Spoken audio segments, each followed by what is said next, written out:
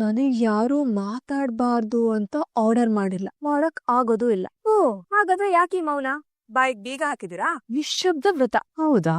ಹಾಗಾದ್ರೆ ತಡೀರಿ. ಬೆಳ್ಳಿ ಬಂಗಾರ ಎಲ್ಲ ನನ್ನ ಹತ್ರನೇ ಇದೆ. ವ್ರತ ಬಿಟ್ಟು ಬಾಯ್ ಬಿಡಿ ಯಜಮಾನ್ರೆ. ನನ್ನಿಷ್ಟ.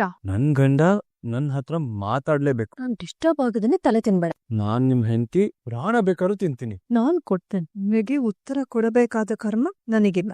Don't disturb me. ಅಲ್ಲ, ಯಾವತ್ತು ಆಫೀಸು ಲ್ಯಾಪ್ಟಾಪ್ ಅಂತ ಬ್ಯುಸಿ ಆಗಿದ್ ಮನುಷ್ಯ ಇವತ್ತು ಪೆನ್ಸಿಲ್ ಇಟ್ಕೊಂಡು ಇಷ್ಟೊಂದು ಡೆಸ್ಪರೇಟ್ ಆಗಿ ಕ್ಯಾನಸ್ ಮೇಲೆ ಏನೋ ಗೀಚ್ತಾ ಇದಾರಂದ್ರೆ ಖಂಡಿತ ಆಫೀಸಲ್ಲಿ ಏನೋ ದೊಡ್ಡ ಪ್ರಾಬ್ಲಮ್ ಆಗಿದೆ. ನಾನ್ ಡಿಸೈನ್ ಮಾಡಲ್ಲ ಅನ್ನೋದಕ್ಕೆ ಇವ್ರಿಗೆ ಕ್ಲೈಂಟ್ಸ್ ಹತ್ರ ಕಮಿಟ್ಮೆಂಟ್ ಉಳ್ಸ್ಕೊಳಕ್ ಆಗ್ತಿಲ್ವಾ? ಇಲ್ಲ, ಈ ವಿಷಯ ನಾನು ಹೀಗೆ ಬಿಡ್ಬಾರ್ದು. ಪಿಂಕಿ ಅವ್ರಿಗೆ ಕಾಲ್ ಮಾಡಿ ಕೇಳ್ತೀನಿ. ಹಲೋ ಗೌರಿ ಮ್ಯಾಮ್, ನಾನೇ ನಿಮಗೆ ಕಾಲ್ ಮಾಡ್ಬೇಕು ಅಂತ ಇದ್ದೆ. ಹೇಗಿದ್ದೀರಾ ಮ್ಯಾಮ್?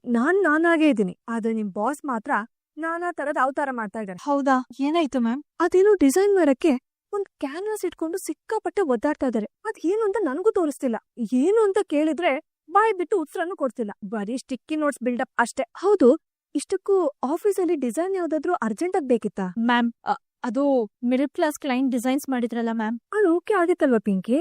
ಸ್ವಲ್ಪ ಕರೆಕ್ಷನ್ ಹೇಳಿದ್ರು ಮ್ಯಾಮ್. ನಿಮ್ ಹತ್ರ ಮಾಡ್ಸೋಣ ಅಂತ ಹೇಳ್ದೆ, ಆದ್ರೆ ನನ್ ಮೇಲೆ ರೇಗಿದ್ರು. ಯಾರ್ ಸಹಾಯನೂ ಬೇಡ, ನಾನೇ ಮಾಡ್ತೀನಿ ಅಂತ ಹಠ ಹಿಡ್ದಿದ್ದಾರೆ. ಓಹ್, ಅದಾ ವಿಷಯ.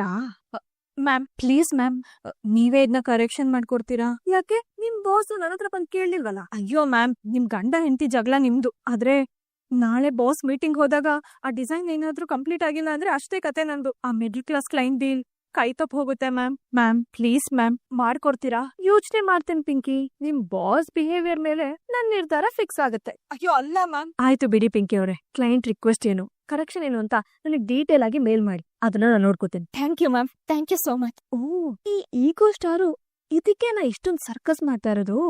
ಕಲೆ ಅನ್ನೋದು ಈಗೋಗಿಂತ ದೊಡ್ಡದು ಬಾಸು. ಅಬ್ಬಾ, ಫೈನಲಿ ನನ್ ಮನ್ಸಲ್ಲಿರೋ ಭಾವನೆಗಳನ್ನೆಲ್ಲಾ ಸೇರ್ಸಿ ಅದಕ್ಕೊಂದ್ ಸುಂದರವಾದ ಕವನದ ರೂಪ ಕೊಟ್ಟಾಯ್ತು. ಆದ್ರೆ ಈ ಕವನನ ಆ ಕವಿಗೆ ತಲುಪ್ಸೋದ್ ಹೇಗೆ? ಮೆಸೇಜ್ ಮಾಡಿದ್ರೆ ಥ್ರಿಲ್ ಇರಲ್ಲ. ಈ ಕವನ ಆ ಕವಿಯನ್ ಹುಡ್ಕೊಂಡ್ ಹೋಗ್ಬೇಕು, ಅಥವಾ ಕವಿಯೇ ತನ್ ಕವನನ ಹುಡ್ಕೊಂಡ್ ಬರ್ತಾರ? ಮಾತಿನ ಮಳೆಗೆ ಬಾಯಾರಿದ ಮನಸ್ಸು, ಮೌನದ ಸೆರೆಯಲ್ಲಿ ಬಂಧಿಯಾದ ಕನಸು, ಹೇಳಲಾಗದ ನೋವಿಗೆ ಕಣ್ಣೀರೇ ಕಳಶ.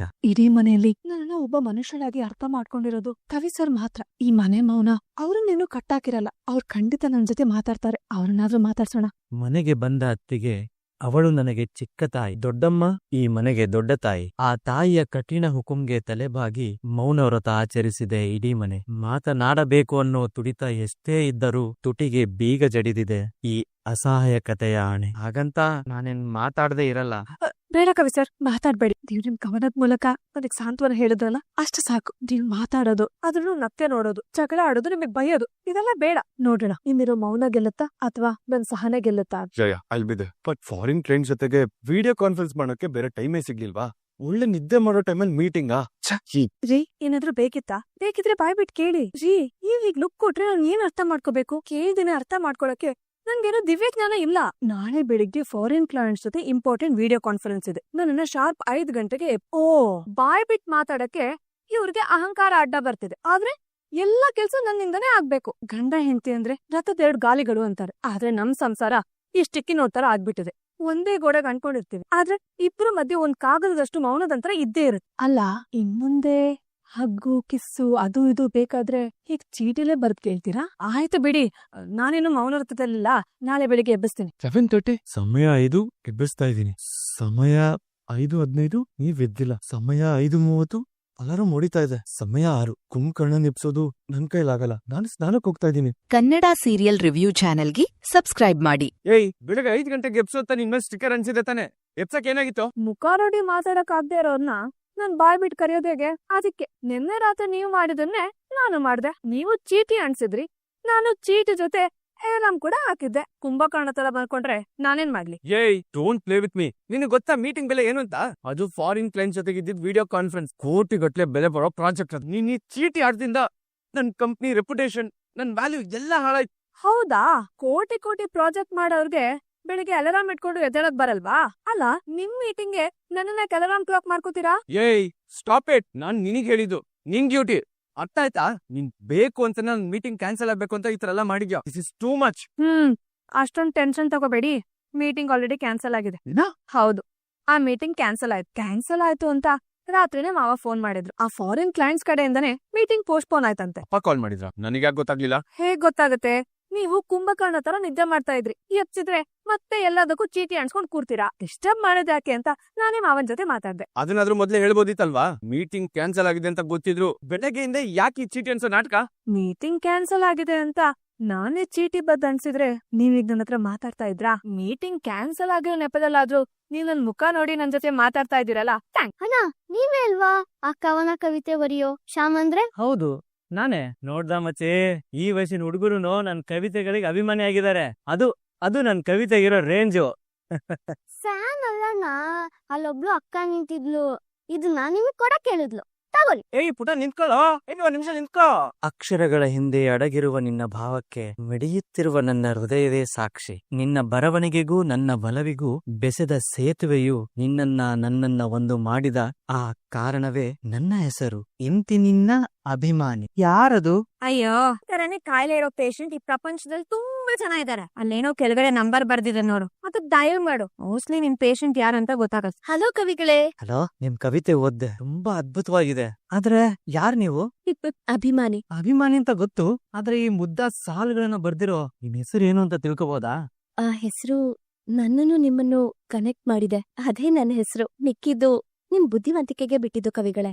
ಹಲೋ ಮಚ್ಚಿ, ಆ ವಾಯ್ಸು, ಈ ಕವಿತೆ, ಅಪ್ಪ, ಈಗ್ಲೇ ಈ ನಂಬರ್ನ ಟ್ರೇಸ್ ಮಾಡ್ಬೇಕು. ಆ ಅಭಿಮಾನಿ ಯಾರು ಅಂತ ಹುಡುಕ್ಲೇಬೇಕು. ಬಾ ಮಚ್ಚಿ. ಮಿಂಟಲ್, ಪ್ರೀತಿಯ ಸ್ಕೂಟರ್ ಕೆಟ್ಟಿದೆ. ಯಾವ್ದೋ ಅರ್ಜೆಂಟ್ ಕೆಲ್ಸ ಇದೆ ಅಂತ ತಾನೆ ನಿನ್ ಜೊತೆ ನಿನ್ ಬೈಕ್ ಹಿಂದೆ ಬಂದಿದ್ದು. ಕವಿತೆ ರಾಜಾಂತಕ್ಕೆ ನನ್ ಕೆಲ್ಸನ್ ಪೆಂಡಿಂಗ್ ಇಡಕ್ ಆಗಲ್ಲಪ್ಪ. ಮಚ್ಚಿ ಒಂದೇ ಒಂದ್ ನಿಮಿಷ ಮಚ್ಚಿ. 1 ಸೆಕೆಂಡ್ ಕೂಡ ಆಗಲ್ಲ. ನೀನು ನಿನ್ ತಲೆ ಕೆಟ್ಟ ಕವಿತೆ, ಅದನ್ನ ಓದೋ ಆ ತಲೆ ಕೆಟ್ಟ ಫ್ಯಾನು, ಇಬ್ರು ಏನ್ ಬೇಕಾದ್ರೂ ಮಾಡ್ಕೊಳ್ಳಿ, ನನ್ಗಂತೂ ಆಗಲ್ಲ. ನಾನು ಹೋಗ್ತಾ ಇರ್ತೀನಿ, ನೀನ್ ಆಮೇಲೆ ಬಂದು ನನ್ನ ಡ್ರಾಪ್ ಮಾಡು, ಓಕೆನಾ? ಓಕೆ. ಯಾರೇನಿ ಅಭಿಮಾನ್? ಗೌರಿ, ಅಲ್ಲಮ್ಮ, ತಿಂಡಿಂಗ್ ನೀನೇ ಕರಿಬೋದಲ್ವಾ? ಇದೇನು ಹೋಟ್ಲ್ ತರ ಗಂಟೆ ಎಲ್ಲ ಕನ್ನಡ ಸೀರಿಯಲ್ ರಿವ್ಯೂ ಚಾನೆಲ್ಗೆ ಸಬ್ಸ್ಕ್ರೈಬ್ ಮಾಡಿ. ಇದೇನಿದು ಹೋಟೆಲ್ ತರ ಬೋರ್ಡ್ ಎಲ್ಲ ಹಾಕಿದ್ದೀರಾ? Very good. ಮೆನು ಕಾರ್ಡ್ ಕೊಡೋದೊಂದೇ ಬಾಕಿ. ಗೌರಿ, ಯಾಕಮ್ಮ ಸುಮ್ನೆ ಅಂತಿದ್ಯಾ? ಏನ್ ಮೌನವ್ರು ತಾನ? ಅಭಿಮಾನದ ಬಿಲ್ಡಪ್ ವ್ರತ. ಸುಮ್ನೆ ಸೀನ್ ಕ್ರಿಯೇಟ್ ಮಾಡಕ್ಕೆ ಮಾಡ್ತಿರೋ ನಾಟಕ. ಏನಪ್ಪಾ, ಇದನ್ನ ಇವಳಿಗೆ ಹೇಳ್ತಿದ್ಯೋ ಇಲ್ಲ ನಿನ್ ತಾಯಿಗೆ ಹೇಳ್ತಾ ಇದೀಯೋ? ವಿವೇಕ್, ಹೇಳ್ಬಾಗ್ಲ ಸರಿಯಾಗಿ ಅರ್ಥ ಆಗುವಾಗ ಹೇಳ್ಬೇಕು ತಾನೆ. ನಿಮ್ಮ ಅಮ್ಮನ್ ದರ್ಪದ ಅತ್ತೆ ವ್ರತ ಅಂತ. ಚಕ್ರವರ್ತಿ, ನಿನ್ ಹೆಂಡತಿ ಈ ಮನೇಲಿ ಯಾರು ಗೌರಿ ಜೊತೆ ಮಾತಾಡಬಾರ್ದು ಅಂತ ಕಂಡೀಷನ್ ಹಾಕಿದ್ದಾಳೆ ಕಣೋ. ಈಗ ನೀನ್ ಬೇರೆ ಮಾತಾಡ್ಬಿಟ್ಟಿದ್ಯಾ, ಎಲ್ಲಿ ನಿನ್ನನ್ನು ಬೇಡ ಅನ್ಬಿಡ್ತಾಳೋ ಏನೋ. ಅತ್ತೆ, ನೀವ್ ಸುಮ್ನೆ ನನ್ ಮೇಲೆ ಗೂಬೆ ಕೂರಿಸ್ಬೇಡಿ. ನಾನೆಲ್ ಕೂರ್ಸಿದ್ದೀನಿ ಸರಿತಾ? ನೀನೇ ನಿನ್ ತಲೆನ ಗೂಬೆ ಗೂಡು ಮಾಡ್ಕೊಂಡ್ ಬಿಟ್ಟಿದ್ಯಾ ಅಷ್ಟೇ.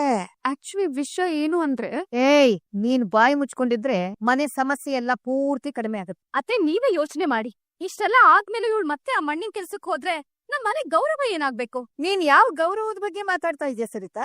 ಆಸ್ತಿ ಅಂತಸ್ತು ಮನುಷ್ಯನ್ ಲೆವೆಲ್ ನ ಡಿಸೈಡ್ ಮಾಡಲ್ಲ. ಹೆತ್ತವ್ರಿಗೋಸ್ಕರ ಇವಳು ಮಣ್ಣಲ್ ಕೈ ಇಟ್ಲು, ಆದ್ರೆ ನೀನು ಅಹಂಕಾರ ತೋರಿಸಿ ಸಂಬಂಧಗಳನ್ನ ಮಣ್ಪಾಲ್ ಮಾಡ್ತಿದೀಯ. ಚಕ್ರವರ್ತಿ, ಈ ಮನೇಲಿ ನಮ್ಗೇನ್ ಬೆಲೆ ಇಲ್ವಾ? ಅಜ್ಜಿ ಪ್ಲೀಸ್, ಅಮ್ಮಂಗ್ ಯಾಕೆ ಹೀಗೆಲ್ಲ ಹೇಳ್ತಾ ಇದ್ದೀರಾ? ಅಮ್ಮ ಮಾಡಿರೋದ್ರಲ್ಲಿ ತಪ್ಪೇನಿದೆ? ಹೇ, ಸಾಕ್ ಬಾಯ್ ಮುಟ್. ಹೆಂಡತಿನ ಮಲೆ ಇಳ್ಸಿದ್ಯಲ್ಲ, ನೀನೊಬ್ಬ ಮನುಷ್ಯನೇನೋ? ಹೆಣ್ಣಿನ ಕಣ್ಣೀರಿನ ಬೆಲೆ ಗೊತ್ತಿಲ್ದೇ ಇರೋ ನೀನು ಈಗ ನಿಮ್ಮ ಅಮ್ಮನಿಗೆ ಸಪೋರ್ಟ್ ಮಾಡ್ತಾ ಇದೀಯಾ? ಚಕ್ರವರ್ತಿ, ಈ ಮನೆಯಲ್ಲಿ ಬೆಳಗ್ಗೆ ಎದ್ರೆ ಸಾಕು ರೂಲ್ಸ್ ಅದು ಇದು ಅಂತ ಶುರು ಆಗ್ಬಿಟ್ಟಿದೆ. ನನಗಂತೂ ಜೈಲ್ನಲ್ಲಿ ಇದ್ದಾಗ ಆಗ್ತಿದೆ ನೋಡು.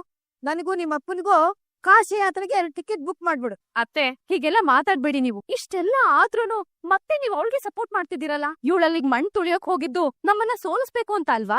ನನಗ್ ಗೊತ್ತು ಅತ್ತೆ, ಇವಳಿಗೆ ಈ ಮನೆಗಿಂತ ಅವಳ ತವ್ರ ಮನೆನೇ ಮುಖ್ಯ ಅಂತ. ತವ್ರ ಮನೆಯವರು ಬೀದಿಲ್ ಬಿದ್ದಾಗ ಕಣ್ಣು ಮುಚ್ಕೊಂಡ್ ಕೂತ್ಕೊಳ್ಳೋದಕ್ಕೆ ಅವಳೇನ್ ಕಲ್ಲಲ್ಲ ಕಣೋ. ಅವಳು ಒಂದು ಹೆಣ್ಣು. ಅಪ್ಪ ಕಷ್ಟದಲ್ಲಿದ್ದಾಗ ಸಹಾಯ ಮಾಡದೆ ಒಂದು ಹೆಣ್ಣಿನ ಸಾರ್ಥಕತೆ. ಪ್ರಪಂಚದ ಎಲ್ಲಾ ಹೆಣ್ಣು ಮಕ್ಕಳಿಗೂ ಅವಳೊಬ್ಳು ಆದರ್ಶ ಕಣೆ. ಅದನ್ನ ನೋಡಿ ಹೊಟ್ಟೆ ಕಿಚ್ಚು ಪಡೋ ಬದ್ಲು ಸ್ವಲ್ಪ ಅರ್ಥ ಮಾಡ್ಕೊ. ಅಜ್ಜಿ ಪ್ಲೀಸ್, ಈಗದೆಲ್ಲ ಯಾಕೆ? ಮುಚ್ಚಬಾಯಿ, ನಿನಗ್ ಮಾತಾಡೋದು ಇಷ್ಟ ಇಲ್ಲ ಅಂದ್ರೆ ನೀನ್ ಬಿಟ್ಬಿಡು. ಆದ್ರೆ ನನಗ್ ಮಾತಾಡ್ಬೇಡ ಅಂತ ಹೇಳೋದಕ್ಕೆ ನೀನ್ ಯಾರು? ಗೌರಿ ಹತ್ರ ಯಾರು ಮಾತಾಡ್ಬೇಡಿ ಅಂತ ಹೆಂಗ್ ಹೇಳ್ದೆ? ಶಿವಳ್ ವಿಚಾರದಲ್ಲಿ ನಾನಂತೂ ಯಾವತ್ತೂ ಬದ್ಲಾಗಲ್ಲ. ಶಿವಳ್ ಈ ಮನೆ ಕಾಲಿತ್ತಾಗಿಂದ ಈ ಮನೇಲಿ ನೆಮ್ಮದಿ ಅನ್ನೋದೇ ಇಲ್ಲ. ನೀನು ಹೆಂಡತಿ ಜೊತೆ ಮಾತಾಡ್ಸಿಲ್ವಾ? ಇಲ್ಲಪ್ಪ, ಮಾತಾಡ್ತಾ ಇದೀನಿ.